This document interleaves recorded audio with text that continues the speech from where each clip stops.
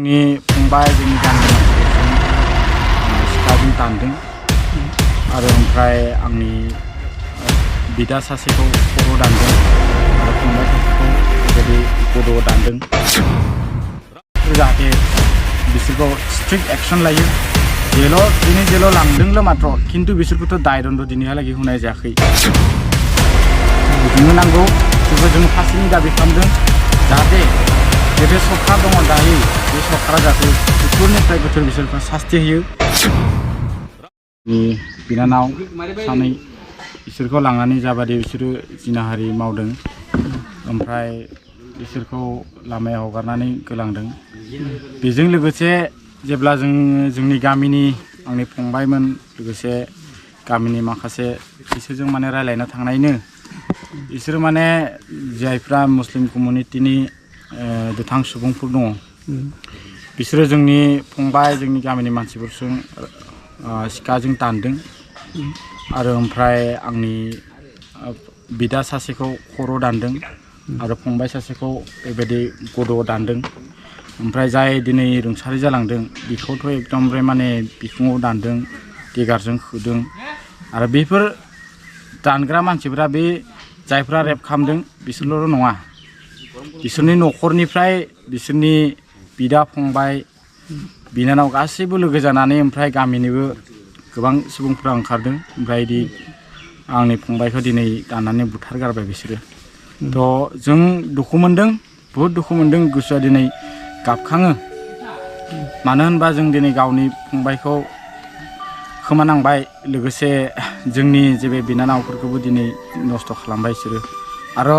घटनाया बेल' नङा जेथिया 2020 डिसेम्बराव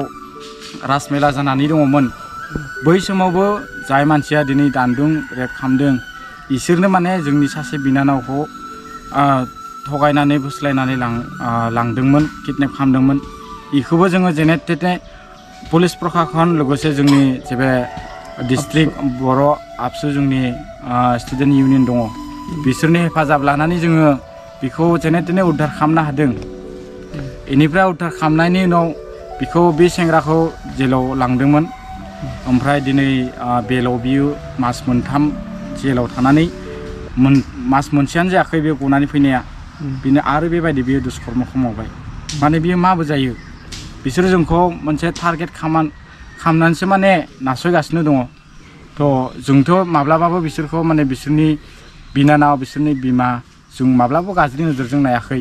बिसोर मानो बिदि नायबाय थानो थ' जों दुखु मोनदों आरो जोंनि जे बे पुलिस प्रशासन दङ बिसोर जाहाथे बिसोरखौ स्ट्रिक्ट एक्शन लायो दिनै जेल' लांदोंल' मात्र खिन्थु बिसोरखौथ' दाय दन्द दिनैहालागै होनाय जायाखै जोंनो नांगौ बिसोरखौ जोङो फासिनि दाबि खालामदों जाहाथे जे बे सरकार दङ दायो बे सरकारा जाहाथे गुथुरनिफ्राय गुथुर बिसोरखौ सास्ति होयो बेखौनो आं गोसो गोरबोनिफ्राय लोगोसे जोंनि गामि बर' माहारिनिफ्राय जानानै आङो दाबि खालामहरो हायार सेकेन्डारि उथ्रिनाय फरायसाफोरनि थाखाय गोजोनथाव खौरां BSAT सेमिस्टारनि थाखाय गबिन्द बसुमतारी कलेजाव मुं थिसननाया सोलिगासिनो गिबि मुं थिसननाय 100 फरायसाफोरनि थाखाय स्पेशल अफार आरो गुबुन गुबुन रोखोमनि बेसेन नाङै क्लासनि खाबु होनानै मुं थिसननायनि हाबाफारिया गबिन्द बसुमतारी कलेजाव सोलिगासिनो फरायसाफ्रा गावनि गोसो बायदि साबजेक्टफोरखौ सायख'नानै लानो हागोन लोगोसे basic computer class self defence spoken English class बायदि खाबुफोरखौ फरायसाफ्रा बेसेन नाङाजासे लानो हागोन बे कलेजाव गासैबो फरायसाफोरनि थाखाय फ्रि बासनि सार्भिसनि राहा आरो बिजाब बाख्रिनिबो राहा दं आरो बे खेबनिफ्राय भिउ सेन्टार अदेबानि एग्जाम सेन्टार महरै फरायसाफ्रा गबिन्द बसुमतारी कलेजावनो आनजाद होनो हागोन गबिन्द बसुमतारी कलेजाव एसेल' बेसेनावनो मुं थिसननानै कलेजनि राहानि खाबुफोरखौ लानो हागोन रोखायै मिथिनो थाखाय फारियै होनाय जानबुं नाम्बाराव कन्टेक्ट खालामनो हागोन